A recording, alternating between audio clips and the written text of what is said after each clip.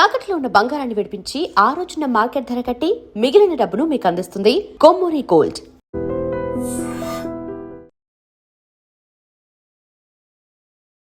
నమస్తే రమగారు. నమస్తే జయ. రమగారు, మనకి ఈ నెలలో హనుమత్ జయంతి ఉంది. ఇది సంవత్సరానికి 2 సార్లు వింటాం కదా రమగారు, హనుమత్ జయంతి. చైత్ర మాసంలో ఒకసారి, వైశాఖ బహుళ దశమి నాడు ఇంకొకసారి వింటాం. అంటే జరుపుకోవటం కూడా ప్రాంతాల వారీగా జరుపుకుంటారు. మన గురువుల్ని బట్టి మన ప్రాంతీయమైన ఆచారం, మన చుట్టుపక్కల దేవాలయాల్లో ఏం చేస్తున్నారు దాన్ని బట్టే కదా. అంటే తెలంగాణ ప్రాంతంలో చైత్రంలో చేస్తారు, ఆంధ్ర ప్రాంతంలో వైశాఖంలో చేస్తారు. మనం అక్కడ వాళ్ళం ఇక్కడ ఉన్నాం కదా, మనం ఇప్పుడు చేసుకుంటాము. అమ్మ అధికస్య అధికం ఫలం, 2 సార్లు అయితే 4 సార్లు వస్తుంది, అంతే కదా, చేసుకుంటాం. ఏముంది, ఆంజనేయ స్వామికి ఎంత చేసినా తక్కువే చేయ. అవును రమగారు, ఏ కొంచెం చేసినా మన అన్ని అనుగ్రహిస్తాడు. కావలసిన రకంగా చేసుకోవచ్చు.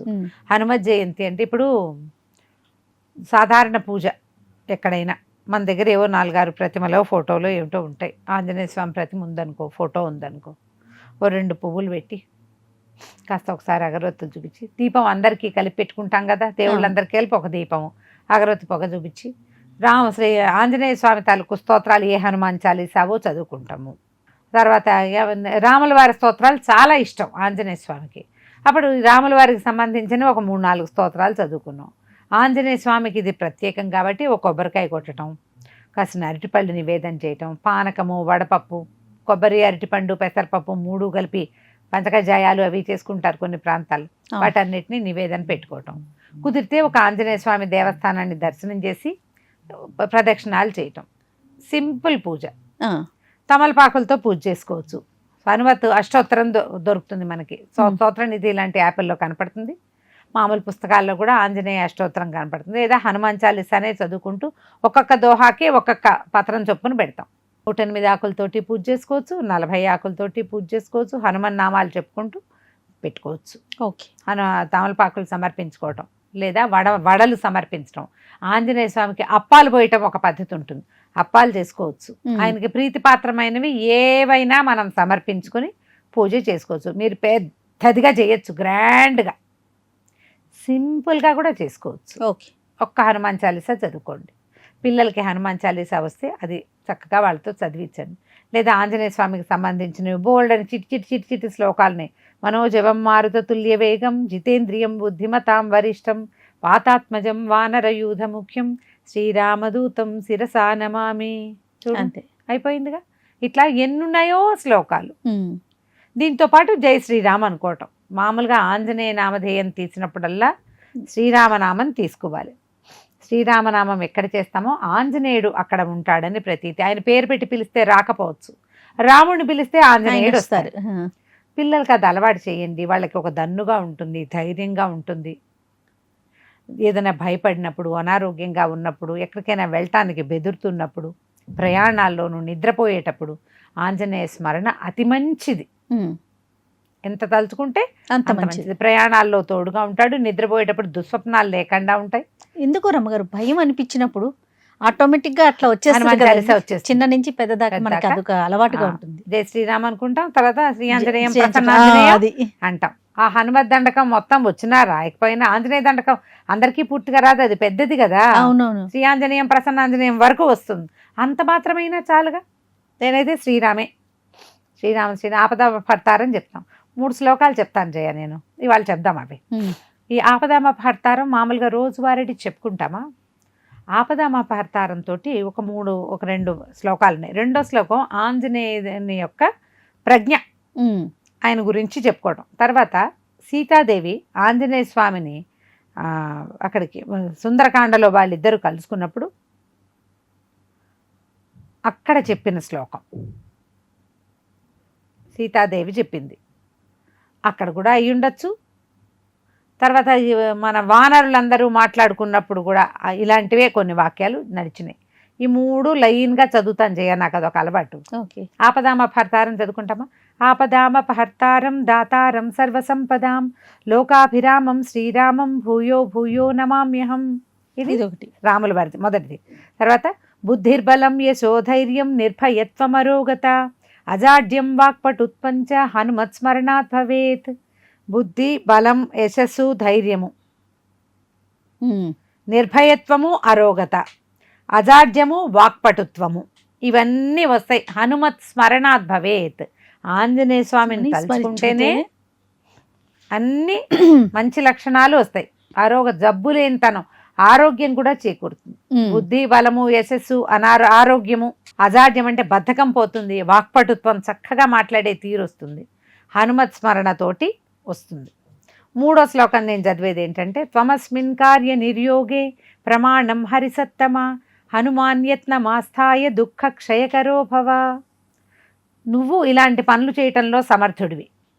ఏ పనైనా ఇలాంటి అంటే ఎలాంటి పనైనా యత్నమాస్థాయి, ప్రయత్నించి దుఃఖ క్షయకరో భవ, ఈ పని చేసి పెట్టి నాకు దుఃఖాన్ని నువ్వు పోగొట్టు.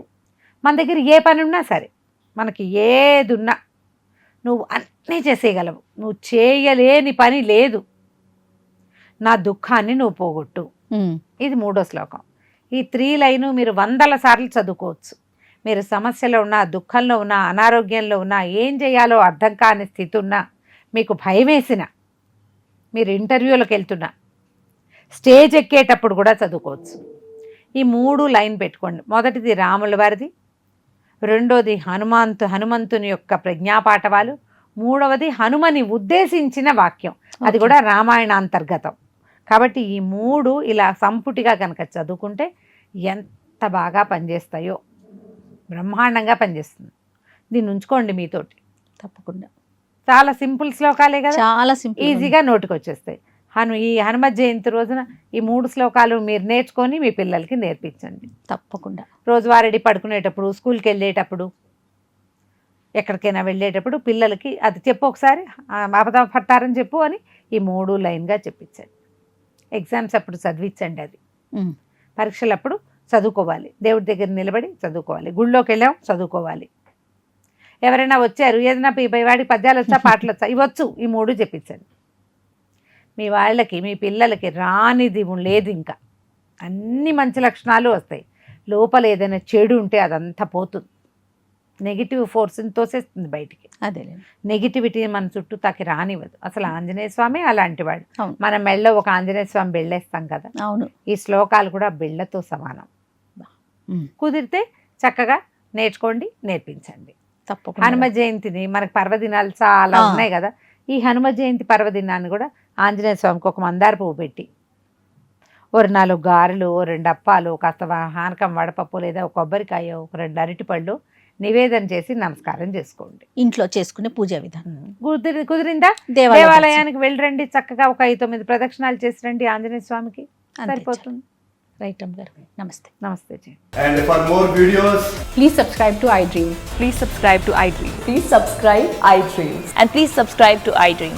For more videos, subscribe to iDream. please like, share and subscribe to the channel. Congratulations, iDream. Subscribe to iDream. Subscribe to iDream. So subscribe to iDream Media. iDream ki iDream team andarki huge congratulations. Please subscribe iDream Media. Please subscribe to iDream. Subscribe iDream. Please subscribe to iDream.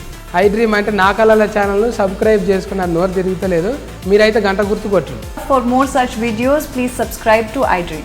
Subscribe to iDream. Please subscribe to iDream. Please subscribe iDream Media. Please do subscribe to iDream. Please subscribe to iDream Media. For best entertainment and information, please subscribe iDream. And don't forget to subscribe to iDream.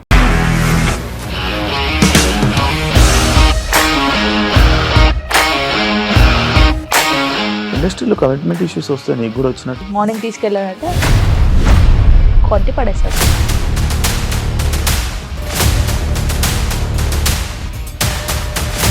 ఒక్కళ్ళు కూడా చూడలేదు ఈ cinema అని చెప్పడానికి కూడా చాలా ధైర్యం కావాలి. అది నిజం కదా, దాంట్లో ధైర్యం ఏంటి? ఇది నెక్స్ట్ డే ప్లేట్ మార్చేస్తే తప్పు కదా. As of now we are comfortable this అని నేను అనుకుంటున్నాను. రష్మిక గారిది మీది ఒకే ఊరు అంట కదా. నీకు కోపం వచ్చిందంటే బాగా తిట్టేత్తరా? తిట్టేద్దామండి. నిజంగా గేమ్ ని ఎలా చేంజ్ చేయగలిగారు? ఏపీఎస్ఎఫ్సి వాళ్ళకి 6 నెలల్లో నేను 6 లక్షలు కట్టా. బిజినెస్ చేయాలనుకుంటే it is as difficult as riding a tiger.